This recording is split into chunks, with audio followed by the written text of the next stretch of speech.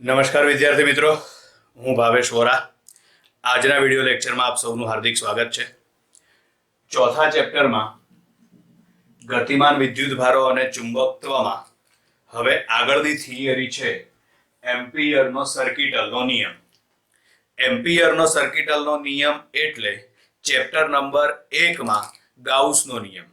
આપણે ગાઉસનો નિયમ chapter number 1 માં ભણી ગયા, બરાબર. એવી જ રીતે ચેપ્ટર નંબર 4 માં એમ્પિયરનો સર્કિટલનો નિયમ આવે છે. હવે એમ્પિયરનો સર્કિટલનો નિયમ સમજવા માટે આપણે એક બંધગાળો લઈએ. ધારો કે આ બંધગાળામાંથી વિદ્યુત પ્રવાહ પસાર થાય છે, બરાબર. આકૃતિમાં એ વસ્તુ દર્શાવેલી જ છે, બરાબર. આકૃતિમાં દર્શાવ્યા અનુસાર એમ્પિયરના સર્કિટલના નિયમમાં એક ખુલ્લી સપાટી ધ્યાનમાં લેવામાં આવે છે. આ સપાટી રહી, બરાબર છે. તેમાંથી I જેટલો વિદ્યુત પ્રવાહ પસાર થાય છે. આ સપાટીમાંથી પસાર થતો વિદ્યુત પ્રવાહ કેટલો છે? I. એટલે આ ખુલ્લી સપાટી એટલે કઈ રીતે વિચારવાની? આમ એક સર્કલ વિચારી લેવાનું તમારે. એમાંથી વિદ્યુત પ્રવાહ પસાર થાય છે, બરાબર. એટલે આકૃતિમાં દર્શાવ્યા અનુસાર એમ્પિયરના સર્કિટલના નિયમમાં એક ખુલ્લી સપાટી ધ્યાનમાં લેવામાં આવે છે. આ સપાટીમાંથી વિદ્યુત પ્રવાહ પસાર થાય છે. આકૃતિમાં દર્શાવ્યા પ્રમાણે કેટલો વિદ્યુત પ્રવાહ પસાર થાય છે? તો કે I, બરાબર. હવે આગળ આજે આપણે સપાટી વિચારી, બરાબર છે. એ સપાટીને સૂક્ષ્મ ખંડમાં વિભાજિત થયેલ વિચારો અને આપણે ગણતરી માટે એમાંથી એક સૂક્ષ્મ ખંડ ધ્યાનમાં લઈશું, બરાબર. આજે આપણે સપાટી વિચારી, આજે સીમા વિચારી આપણે. આ બાઉન્ડ્રી, આ એરો દર્શાવેલો છે ને, એ આ નહીં, આ એરો દર્શાવેલો છે ને, એ સીમા છે, એ આપણી સપાટી છે, બરાબર છે. તો એમાં આ જે સીમા છે એને આપણે સૂક્ષ્મ ખંડમાં વિભાજિત થયેલ વિચારો, બરાબર છે. આ રીતે આમ તમે એને સૂક્ષ્મ ખંડમાં વિભાજિત થયેલી વિચારો, બરાબર છે. એમાંથી આપણે ગણતરી માટે એક સૂક્ષ્મ ખંડ ધ્યાનમાં લઈએ. એમાંથી આપણે ગણતરી માટે કોઈ એક સૂક્ષ્મ ખંડ ધ્યાનમાં લઈએ, બરાબર છે. ધારો કે આ સૂક્ષ્મ ખંડ dl જેટલી લંબાઈનો છે. આપણે આ જે સીમા છે, આ સમગ્ર સીમાને, આ જે સમગ્ર બાઉન્ડ્રી છે, એને સૂક્ષ્મ ખંડમાં વિભાજિત થયેલી વિચારી, બરાબર છે. ગણતરી માટે એક સૂક્ષ્મ ખંડ તમે ધ્યાનમાં લો. ધારો કે ધ્યાનમાં લીધેલ સૂક્ષ્મ ખંડની લંબાઈ કેટલી છે? તો કે dl, બરાબર. એટલે અહીં લખેલું જ છે આ સપાટીની સીમા રેખાને, બરાબર છે, આને સૂક્ષ્મ ખંડમાં વિભાજિત થયેલી વિચારો. તેમાંથી dl લંબાઈનો એક ખંડ તમે ધ્યાનમાં લો, બરાબર છે. ધારો કે આપણે dl લંબાઈનો કોઈ એક સૂક્ષ્મ ખંડ ધ્યાનમાં લઈ લીધો, બરાબર. એક ખંડ આપણે ધ્યાનમાં લીધો. અહીં દર્શાવવા માટે આપણે થોડો મોટો ખંડ બતાવીએ અહીંયા આગળ. ધારો કે આ ખંડ આપણે ધ્યાનમાં લીધો, ચાલો, બરાબર છે. તો ત્યાં હવે જો વિદ્યુત પ્રવાહ પસાર થાય છે, તો વિદ્યુત પ્રવાહ પસાર થાય એટલે ત્યાં શું ઉત્પન્ન થશે? ચુંબકીય ક્ષેત્ર. તો આ ચુંબકીય ક્ષેત્રનો આપણે સ્પર્શીય ઘટક ધ્યાનમાં લેવાનો. કયો ઘટક ધ્યાનમાં લેવાનો? સ્પર્શીય ઘટક. આમ તો ચુંબકીય ક્ષેત્રના બે ઘટકો પડશે, બરાબર. એમાં એક આવશે સ્પર્શીય ઘટક અને બીજો આવશે લંબ ઘટક. પણ અહીં લંબ ઘટક એકબીજાની અસર નાબૂદ કરશે. પરિણામે આપણે કયા ઘટકો ધ્યાનમાં લેવાના? ખાલી સ્પર્શીય ઘટક જ. પહેલા આપણે સદિશના ઘટકો પાડીએ ને, થીટા પ્રમાણે. ખૂણાની નજીકનો ઘટક અને દૂરનો ઘટક, cos અને sin. એમાં cos એ કયો ઘટક આવે? સ્પર્શીય ઘટક. અને sin એ કયો ઘટક આવશે? તો કે લંબ ઘટક, બરાબર. તો એવી જ રીતે અહીં આગળ ચુંબકીય ક્ષેત્રનો કયો ઘટક ધ્યાનમાં લેવાનો? આપણે સ્પર્શીય ઘટક. ચુંબકીય ક્ષેત્રનો સ્પર્શીય ઘટક એટલે કે b cos θ થશે, બરાબર. એટલે આ ખંડ માટે ચુંબકીય ક્ષેત્રનો સ્પર્શીય ઘટક bt એટલે કે b cos θ છે. હવે સ્પર્શીય ઘટક bt અને ખંડની લંબાઈ છે dl. આ બંનેનો ગુણાકાર કરો. તો ગુણાકાર કરો એટલે bt into dl આવશે. bt ની કિંમત શું થશે? b cos θ. હવે અહીં આગળ ધ્યાનથી જુઓ, કયું વિધેય આવ્યું? આમાં cos વિધેય આવ્યું. cos વિધેય એટલે ડોટ ગુણાકાર થાય. તો અહીં આગળ b સદિશ ડોટ dl સદિશ લખાશે, બરાબર. b સદિશ ડોટ dl સદિશ લખાશે. આ ગણતરી આપણે માત્ર એક જ સૂક્ષ્મ ખંડ માટે કરી.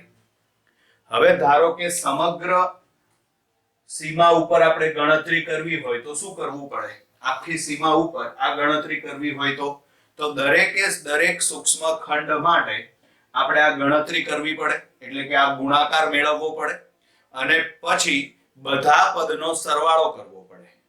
પણ માનો કે આ ખંડ અત્યંત સૂક્ષ્મ હોય તો, આ જે ડીએલ લંબાઈનો ખંડ છે ને એ અત્યંત સૂક્ષ્મ હોય તો આ જે સરવાળો છે એ સરવાળો સંકલનમાં ફેરવાય છે. બરાબર, એટલે અહીં લખેલું જ છે. આવી જ રીતે આવા બધા જ ગુણાકારનો સરવાળો કરવામાં આવે. આ આપણે એક ખંડ માટે જવાબ મેળવ્યો, એક ખંડ માટે આ ગણતરી કરી, આ ગુણાકાર એક ખંડ માટે કર્યો. ક્લિયર? પણ માનો કે આપણે સમગ્ર સીમા ઉપર આવી ગણતરી કરવી હોય તો આવા સૂક્ષ્મ ખંડ માટે દરેકે દરેક માટે આ ગણતરી કરવાની, એટલે કે આ ગુણાકાર મેળવવાનો. ગુણાકાર બધા માટે મળી જાય પછી એ બધાનો શું કરવાનો? તમારે સરવાળો. એટલે આવી જ રીતે આવા બધા જ ગુણાકારોનો સરવાળો કરવામાં આવે છે. જો અહીં ધ્યાનમાં લીધેલ ખંડ ઘણો જ નાનો હોય તો આ સરવાળો સંકલનમાં ફેરવાઈ જાય છે. બરાબર, ચલો. એટલે હવે આપણને આ એક પદ આપણને અહીં મળ્યું, આ એક સ્ટેપ આપણને અહીં મળ્યું. બરાબર છે. હવે આ જે સંકલન છે, બરાબર, આ જે સંકલન છે એ કોના બરાબર થશે? તો એમ્પિયરના સર્કિટલના નિયમ અનુસાર આ જે સંકલન, આનું સંકલન આપણે મેળવીશું. આ સંકલન એ આ જે સીમા છે એ સીમા વડે ઘેરાયેલો વિદ્યુત પ્રવાહ I અને μ0 ના ગુણાકાર બરાબર હોય છે. એમ્પિયરના સર્કિટલના નિયમ અનુસાર આ સંકલન સપાટીમાંથી પસાર થતા વિદ્યુત પ્રવાહ અને μ0 ના ગુણાકાર જેટલું હશે. એમ્પિયરના સર્કિટલના નિયમ અનુસાર આ સંકલન કોના બરાબર હશે? તો કે સપાટીમાંથી પસાર થતો વિદ્યુત પ્રવાહ I અને μ0 ના ગુણાકાર જેટલું હશે. એટલે અહીંયા આગળ આપણે આ સંકલન કર્યું. સંકલનમાં b સદિશ ડોટ dl સદિશ બરાબર શું લખાશે? μ0 into I, જ્યાં I એ શું છે? તો I એ સપાટીમાંથી પસાર થતો કુલ વિદ્યુત પ્રવાહ છે. I એ શું છે? સપાટીમાંથી પસાર થતો કુલ વિદ્યુત પ્રવાહ છે. બરાબર, આ જે સ્ટેપ છે આને કહેવાય એમ્પિયરનો સર્કિટલનો નિયમ. આ જે પદ આપણને મળ્યું એને કહેવાય એમ્પિયરના સર્કિટલના નિયમનું ગાણિતિક સ્વરૂપ. બરાબર, ફરીથી એક વખત સમજીએ. એમ્પિયરનો સર્કિટલનો નિયમ, એમાં આકૃતિમાં દર્શાવ્યા અનુસાર એમ્પિયરના સર્કિટલના નિયમમાં એક ખુલ્લી સપાટી ધ્યાનમાં લેવામાં આવે છે. આ સપાટીમાંથી વિદ્યુત પ્રવાહ પસાર થાય છે. બરાબર, આ સપાટીમાંથી વિદ્યુત પ્રવાહ પસાર થાય છે. બરાબર છે. આ સપાટીની સીમા રેખા, જે સપાટીની સીમા રેખા એટલે એની જે બાઉન્ડ્રી છે ને, બરાબર, તેને સૂક્ષ્મ ખંડ એટલે કે નાના નાના ખંડમાં વિભાજિત થયેલી વિચારો. બરાબર, તેને સૂક્ષ્મ ખંડમાં એટલે કે નાના નાના ખંડમાં વિભાજિત થયેલી વિચારો. ગણતરી માટે આપણે એક સૂક્ષ્મ ખંડ ધ્યાનમાં લઈશું. આપણે એક ખંડ ધ્યાનમાં લઈએ જેની લંબાઈ છે dl. બરાબર, અહીંયા આગળ આપણે એક dl લંબાઈનો ખંડ તમે ધ્યાનમાં લો. આ ખંડ પાસે ચુંબકીય ક્ષેત્રનો કયો ઘટક ધ્યાનમાં લેવાનો? તો કે સ્પર્શીય ઘટક. આમ તો ચુંબકીય ક્ષેત્રના બે ઘટકો પડશે. બરાબર, એમાં એક આવશે સ્પર્શીય ઘટક અને બીજો આવશે લંબ ઘટક. પણ બધા આવા સૂક્ષ્મ ખંડ માટે આપણે ગણતરી કરીએ ને તો લંબ ઘટકો પરસ્પર વિરુદ્ધ દિશામાં થત, પરિણામે એ ઘટકો ધ્યાનમાં લેવાના નહીં. માત્ર આપણે સ્પર્શીય ઘટક જ ધ્યાનમાં લેવાના. એટલે સ્પર્શીય ઘટક bt એટલે કે b cos θ છે. હવે આ સ્પર્શીય ઘટક bt અને આ સૂક્ષ્મ ખંડની લંબાઈ કેટલી છે? dl. એ બંનેનો ગુણાકાર કરો. ગુણાકાર કરો એટલે bt into dl મળે, જ્યાં bt બરાબર શું લખાશે? b cos θ.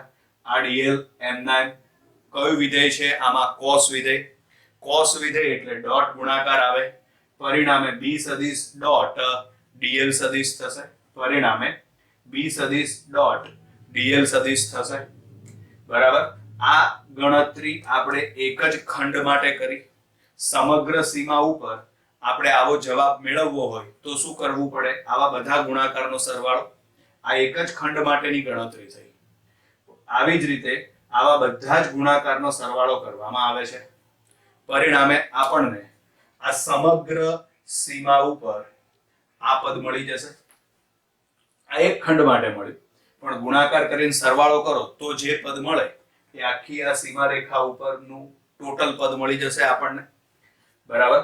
જો અહીં ધ્યાનમાં લીધેલ ખંડ એટલે કે આ ડીએલ બહુ સૂક્ષ્મ હોય તો જે સરવાળો કરીશું આપણે, બરાબર છે, એ સરવાળો શેમાં ફેરવાય છે? સંકલનમાં. એટલે આપણે સંકલન કરીશું. એમ્પિયરના સર્કિટલના નિયમ અનુસાર આ સંકલન કોના બરાબર થશે? તો કે એમ્પિયરના સર્કિટલના નિયમ અનુસાર આ સંકલન સીમા વડે ઘેરાયેલો કુલ વિદ્યુત પ્રવાહ I, સીમા વડે ઘેરાયેલો કુલ વિદ્યુત પ્રવાહ I અને μ0 ના ગુણાકાર બરાબર હોય છે. આનું જે સંકલન કરીશું આપણે, આ સંકલન કોના બરાબર હોય? તો કે આ સંકલન એ ઘેરાયેલો કુલ વિદ્યુત પ્રવાહ I અને μ0 ના ગુણાકાર બરાબર હોય છે.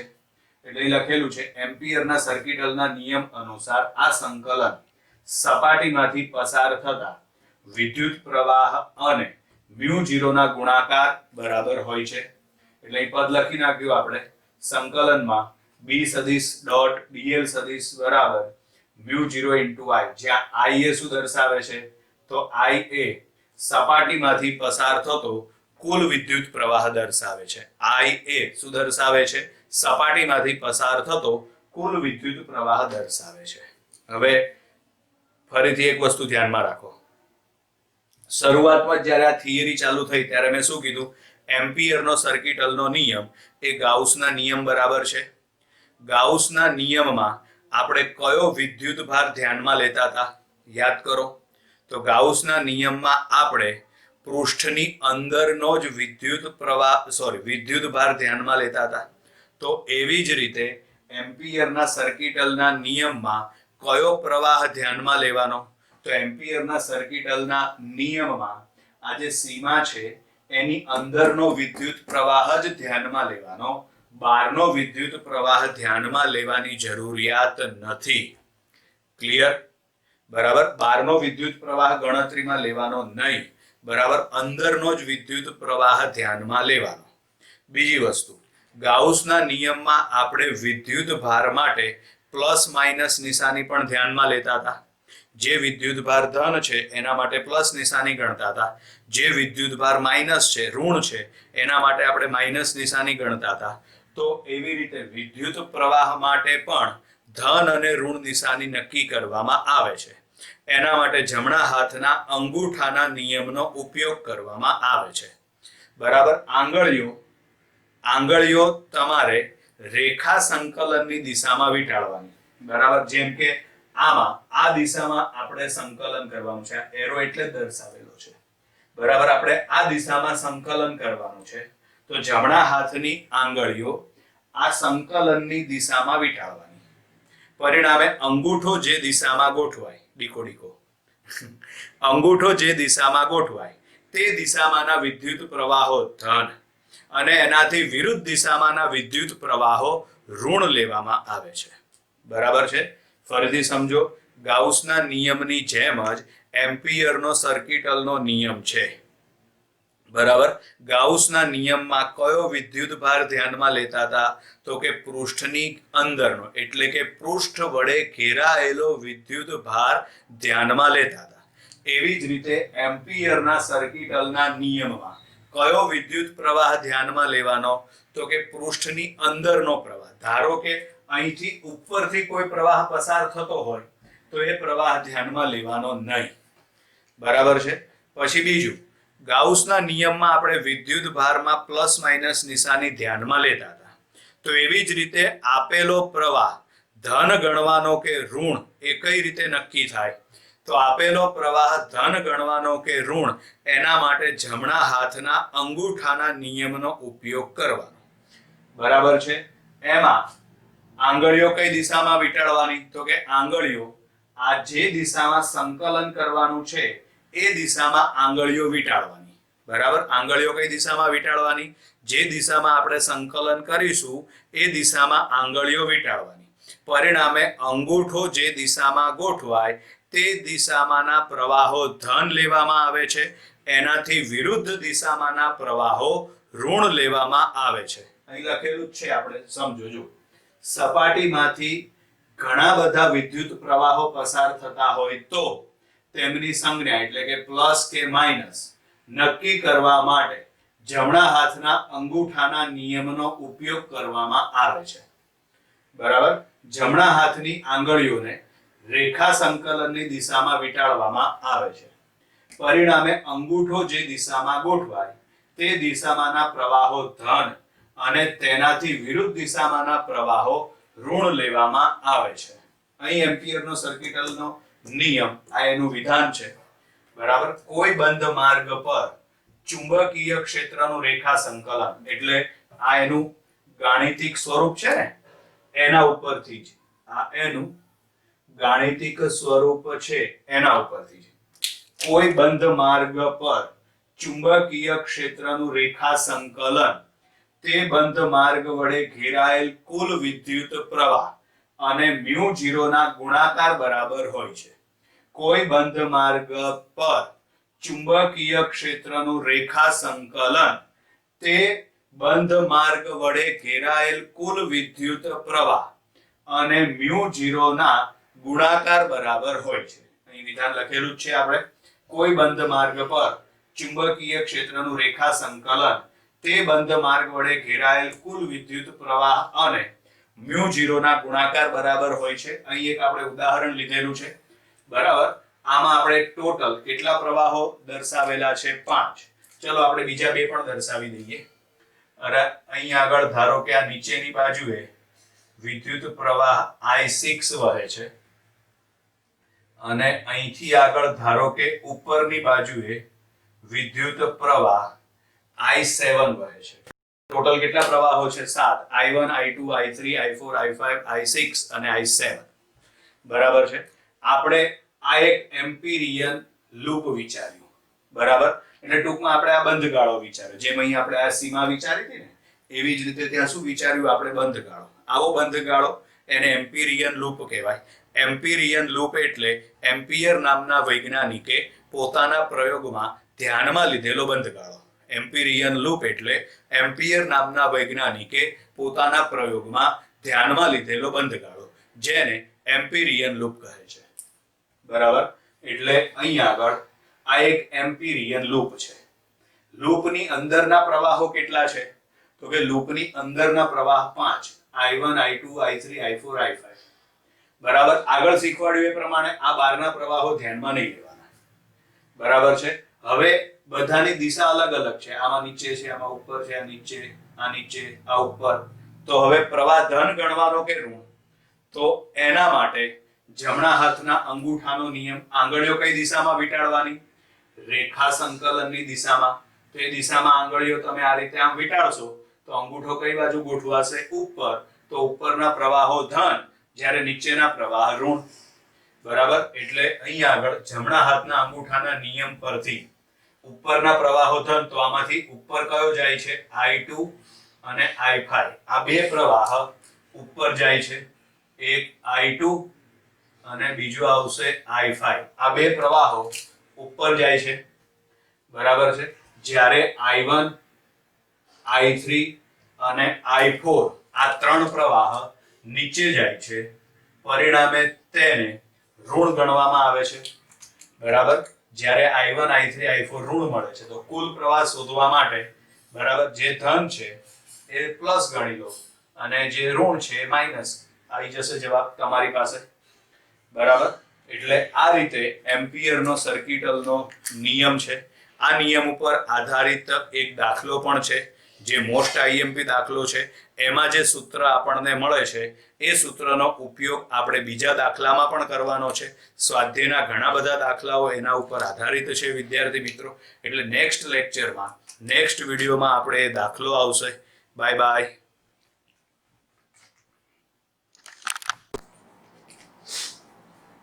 નમસ્કાર વિદ્યાર્થી મિત્રો, મજામાં ને? હું ભાવેશ વોરા. આજના વિડિયો લેક્ચરમાં આપ સૌનું હાર્દિક સ્વાગત કરું છું. ચેપ્ટર નંબર 12 માં ગતિમાન વિદ્યુત ભારો અને ચુંબકત્વમાં ઉદાહરણ 4.8 આજે ભણવાનું છે. આ ઉદાહરણમાં છેલ્લે જે જવાબ આવશે, બરાબર, એ જવાબ એટલે સાબિત કરવાનો દાખલો છે. જે જવાબ આવશે એ જવાબ યાદ રાખવાનો છે તમારે. એનું કારણ કે એના ઉપર આધારિત ઘણા બધા દાખલાઓ આપણે સ્વાધ્યાયના દાખલામાં ભણવાના છે. આ ઉપરાંત એમસીક્યુ માટે પણ એ કામમાં આવશે. બરાબર, જૂના સિલેબસમાં થિયરી જ હતી, પણ અત્યારે જે એનસીઈઆરટી નો સિલેબસ છે એની અંદર આ વસ્તુ દાખલા સ્વરૂપે આપેલી છે. શું કહે છે? દાખલાની રકમ વાંચીએ આપણે. આકૃતિમાં વિદ્યુત પ્રવાહ I ધારિત વર્તુળાકાર આડછેદનો એક લાંબો સીધો તાર દર્શાવ્યો છે. બરાબર, ત્રિજ્યા કેટલી આપી છે એની A, એટલે આ જે તાર દોરેલો છે ને એ તારની ત્રિજ્યા કેટલી છે? તો એ તારની ત્રિજ્યા છે A. વિદ્યુત પ્રવાહ I આડછેદમાં સમાન રીતે પ્રસરે છે. R લેસ ધેન A અને R ગ્રેટર ધેન A વિસ્તારોમાં ચુંબકીય ક્ષેત્રની ગણતરી કરો. એટલે કે ટૂંકમાં બહારના વિસ્તારમાં અને અંદરના વિસ્તારમાં ચુંબકીય ક્ષેત્રની ગણતરી કરવાની છે આપણે. પણ એમાં યાદ રાખજો, તમને લાંબો તાર આપેલો છે એટલે આપણે સૈદ્ધાંતિક રીતે શું સમજવાનું? અનંત લંબાઈ વાળો તાર. એટલે બીજી રીતે કહીએ તો આમાં એવું પણ આવે, અતિ લાંબા અથવા તો અનંત લંબાઈના તાર વડે ઉદ્ભવતું ચુંબકીય ક્ષેત્ર. બરાબર, આ જ આકૃતિને આપણે અહીંયા ફરીથી દોરીએ છીએ. એમાં આ દાખલાનો પહેલો ભાગ બહાર આવેલા બિંદુ માટે આપણે ગણતરી કરીએ એટલે એમાં આવશે R ગ્રેટર ધેન A, એટલે કે બહાર આવેલા બિંદુ માટે. બરાબર, R ગ્રેટર ધેન A એટલે કે બહાર આવેલા બિંદુ માટે. તો અહીં આગળ આપણે આકૃતિ દોરીએ.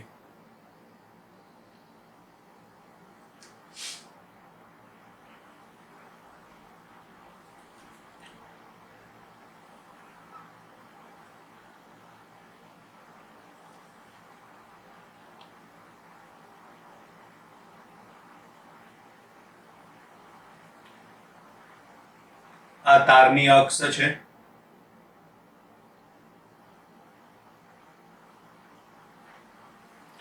બરાબર, અહીં આગળ આ તારની ત્રિજ્યા કેટલી આવશે? A. R greater than A લેવાનું છે એટલે કે બિંદુ બહારના વિસ્તારમાં હશે. તો ધારો કે અહીંથી આગળ આ R અંતર આપણે લઈ લઈએ તો R ત્રિજ્યા ધરાવતું તમે આ રીતે આમ એક એમ્પિરિયન લૂપ વિચારો. બરાબર, R ત્રિજ્યા ધરાવતું એક એમ્પિરિયન લૂપ તમે વિચારો. બરાબર, આ રીતે આમ R ત્રિજ્યા ધરાવતું એક એમ્પિરિયન લૂપ આપણે વિચારીએ. આમાં ધારો કે આ દિશામાં એટલે કે ઉપર તરફ વિદ્યુત પ્રવાહ I પસાર થાય છે અને ધારો કે આપણે આ દિશામાં ચુંબકીય ક્ષેત્રનું રેખા સંકલન કરવાનું છે, જે આપણે આગળ એમ્પિયરના સર્કિટલના નિયમમાં ભણી ગયા.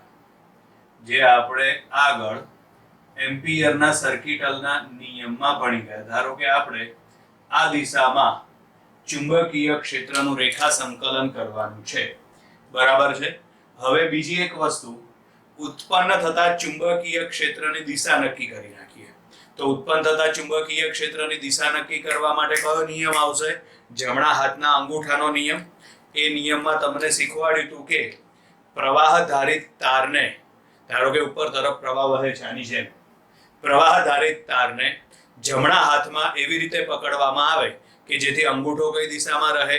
વિદ્યુત પ્રવાહની દિશામાં. તો આંગળીઓ જે દિશામાં વીંટળાય એ દિશા કોની ગણવાની? ચુંબકીય ક્ષેત્રની. એટલે કે આ દિશામાં ચુંબકીય ક્ષેત્ર ઉત્પન્ન થશે. એને અને આકૃતિને બંનેને સરખાવો તો ખબર પડશે કે એ જ દિશામાં આપણે રેખા સંકલન કરવાનું છે. ખબર પડી આમાં? બરાબર, પ્રવાહ કઈ બાજુ વહે છે? આમાં ઉપર. તો આમાં પણ પ્રવાહ ઉપર વહે છે. ચુંબકીય ક્ષેત્રની દિશા નક્કી કરવા માટે જમણા હાથના અંગૂઠાનો નિયમ અંગૂઠો કઈ દિશામાં રાખવાનો, વિદ્યુત પ્રવાહની દિશામાં ગોઠવી દીધો, તો આંગળીઓ જે દિશામાં વીંટળાય એ દિશા ઉત્પન્ન થતા ચુંબકીય ક્ષેત્રની હશે, એટલે કે ચુંબકીય ક્ષેત્ર આ દિશામાં ઉત્પન્ન થશે. સેમ કન્ડિશન આમાં જુઓ તો આ જ દિશામાં આપણે રેખા સંકલન કરેલું છે, એટલે કે ચુંબકીય ક્ષેત્ર અને આ એનો સૂક્ષ્મ સદિશ એટલે આપણે એને dl કહી દઈએ, તો બંને વચ્ચેનો ખૂણો કેટલા માપનો થશે? 0 માપનો થશે. બંને એક જ દિશામાં છે એટલે θ બરાબર 0 થશે. એમ્પિયરનો સર્કિટલનો નિયમ આપણે લાગુ પાડી દઈએ તો અહીં આગળ એમ્પિયરના સર્કિટલના નિયમ પરથી, બરાબર, એમ્પિયરના સર્કિટલના નિયમ ઉપરથી શું આવશે? એમાં closed loop integration of b સદિશ ડોટ dl સદિશ બરાબર μ0 ઇન્ટુ i, જ્યાં i એટલે કયો વિદ્યુત પ્રવાહ લેવાનો? એમ્પિરિયન લૂપ વડે ઘેરાયેલો વિદ્યુત પ્રવાહ. તો આ એમ્પિરિયન લૂપ વડે ઘેરાયેલો પ્રવાહ કેટલો આવશે? i. એનું કારણ કે આખો તાર અંદર છે ને, આ બ્લુ માર્કર થી જે દોરેલો છે એ તાર છે, આખો તાર એની અંદર છે, તો એમાંથી વહેતો પ્રવાહ કેટલો છે? i. તો ઘેરાયેલો વિદ્યુત પ્રવાહ કેટલો આવશે? i. અહીં θ કેટલો આવશે? આમાં 0, હમણાં જ આગળ શીખવાડ્યું. તો અહીં આગળ closed loop integration of b dl cos 0 બરાબર μ0 ઇન્ટુ i. દરેક બિંદુ પાસે ચુંબકીય ક્ષેત્ર એક સમાન હશે.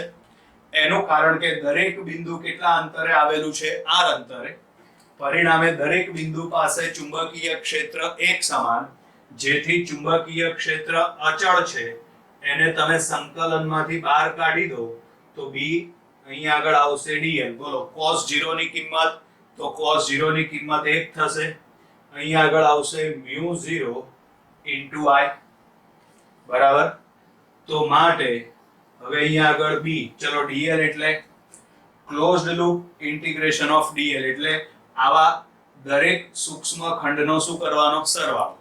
જો આવા દરેક સૂક્ષ્મ ખંડનો સરવાળો કરો તો તમને વર્તુળનો પરિઘ મળે કે નહીં? આ સૂક્ષ્મ ખંડ છે dl, પછી બાજુમાં સૂક્ષ્મ ખંડ, પછી આ રીતે આમ આગળ વધતા જાઓ અને પછી બધા સૂક્ષ્મ ખંડનો સરવાળો કરો તો તમને વર્તુળનો પરિઘ એટલે કે 2πr મળશે. ચુંબકીય ક્ષેત્ર b ને સૂત્રનો કરતા બનાવી દો એટલે b બરાબર, તો b બરાબર μ0 ઇન્ટુ i અપોન 2πr. ચુંબકીય ક્ષેત્ર b બરાબર μ0 ઇન્ટુ i અપોન 2πr. આ સૂત્ર થશે અતિ લાંબા તાર વડે ઉદ્ભવતું ચુંબકીય ક્ષેત્ર, પણ ક્યાં? બહારના વિસ્તારમાં. b બરાબર μ0 i અપોન 2πr.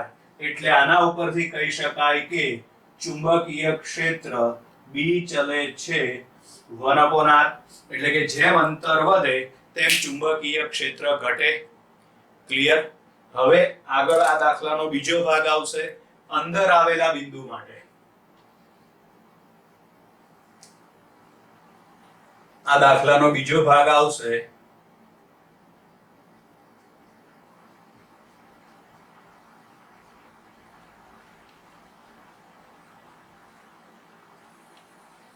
અંદર આવેલા બિંદુ માટે. અંદર આવેલા બિંદુ માટે સ્મોલ r લેસ ધેન શું લખાશે? a.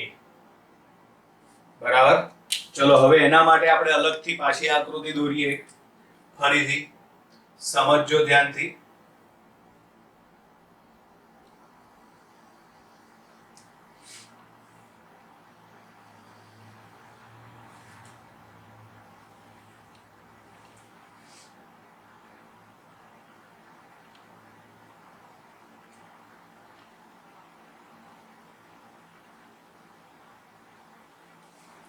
બરાબર. આની ત્રિજ્યા કેટલી છે? તો આની ત્રિજ્યા છે a. પસાર થતો કુલ વિદ્યુત પ્રવાહ કેટલો છે? તો પસાર થતો કુલ વિદ્યુત પ્રવાહ i છે. હવે બિંદુ ક્યાં લેવાનું છે આપણે? અંદર. તો ધારો કે અહીં આગળ બિંદુ આવેલું છે, આપણે એવું વિચારી લઈએ. ધારો કે આ અંતર, તો આ અંતર આપણે r જ લેવાનું થશે. બરાબર. તો r ત્રિજ્યા ધરાવતું આની અંદર આ રીતે આમ એક એમ્પિરિયન લૂપ તમે વિચારો. બરાબર. હવે જુઓ, તમારે આમાંથી પસાર થતો પ્રવાહ શોધવો પડે. હવે આખો તાર લઈએ ધારો કે આ રીતે આમ. બરાબર છે. તો એમાંથી વહેતો પ્રવાહ કેટલો આવે? I. આખો તાર એટલે આપણે આ ડોટેડ લાઈન બતાવીને એ. બરાબર. ઓરેન્જ માર્કર થી જે ડોટેડ લાઈન બતાવીને એ, એમાંથી વહેતો પ્રવાહ કેટલો આવશે? I. તો ગ્રીન માર્કર વાળો જે ભાગ છે અંદરનો, એમાંથી વહેતો પ્રવાહ આપણે શોધવો પડે. બરાબર. એટલે r ત્રિજ્યાના વર્તુળમાંથી પસાર થતો પ્રવાહ આપણે શોધવો પડે. બરાબર છે. તો એમાંથી વહેતો પ્રવાહ ધારો કે IE છે. કેટલો પ્રવાહ વહે છે? ધારો કે IE. એટલે અહીં આગળ સ્મોલ r ત્રિજ્યાના આડછેદમાંથી પસાર થતો વિદ્યુત પ્રવાહ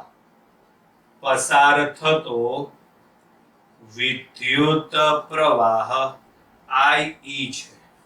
તો આ IE શોધવા માટે માનો કે આપણે આખું આડછેદ લઈએ. આખું આડછેદ એટલે ત્રિજ્યા કેટલી આવશે? A. તો એમાંથી વહેતો કુલ પ્રવાહ કેટલો છે? I.